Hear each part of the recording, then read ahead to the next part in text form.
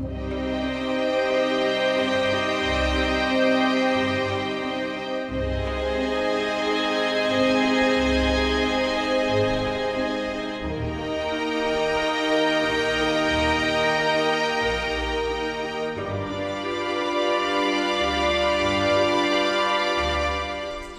âme ne supporte plus ton insolence.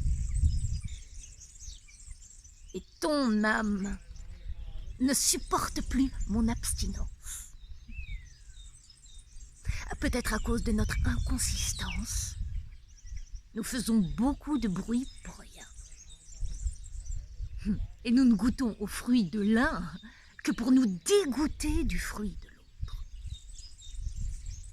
Et pourtant, je sais, tu sais, que ce conflit ne peut cesser qu'au prix de la vie de l'un ou de l'autre, voire de l'un et de l'autre. Je suis islamophile. Et tu es islamophobe. Lequel de nous deux est un microbe pour l'autre? Laquelle annonce la bonne nouvelle? Et lequel dénonce la mauvaise nouvelle? Hein?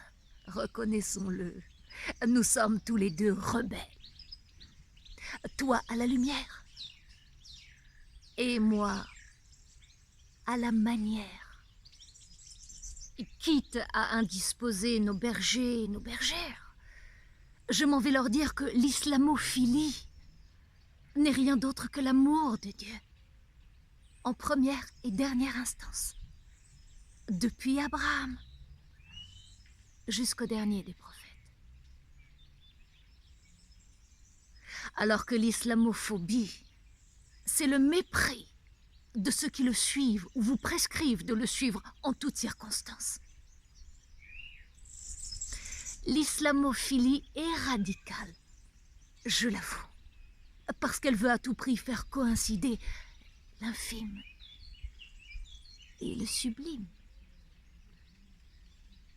L'islamophobie, elle, s'efforce et utilise la force pour vous vacciner contre la radicalité religieuse en lui opposant une radicalité irreligieuse qui préfère la réalité à la vérité.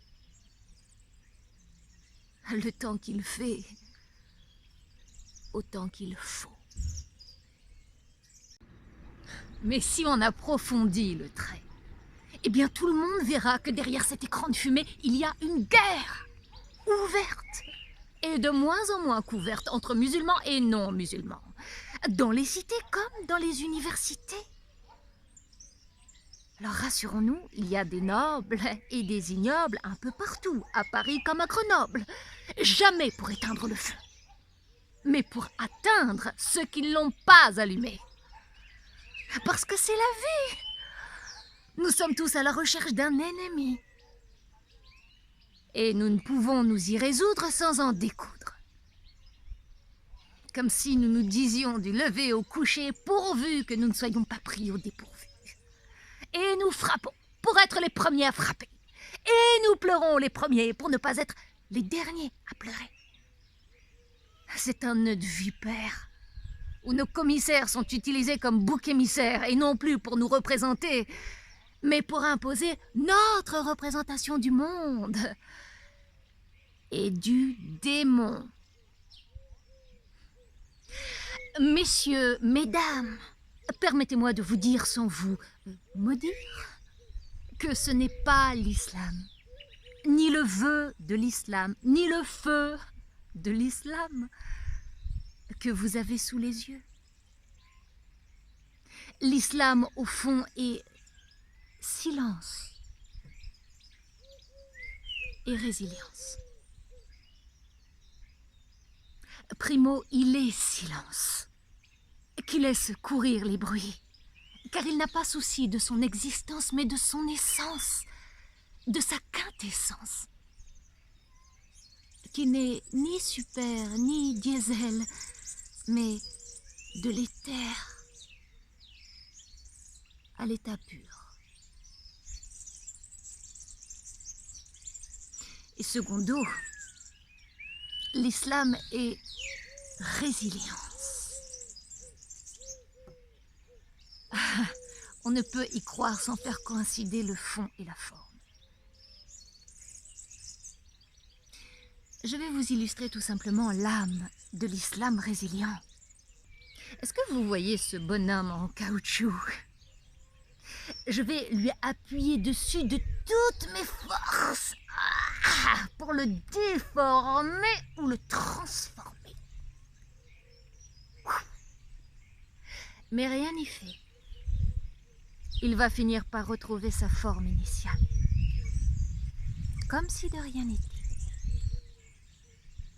C'est cela la résilience. Un retour à l'essence. Alors pour mon bonhomme, c'est grâce à sa matière. Mais pour l'âme du musulman, grâce à sa lumière divine. Lumière. Qu'aucune puissance au monde n'altère.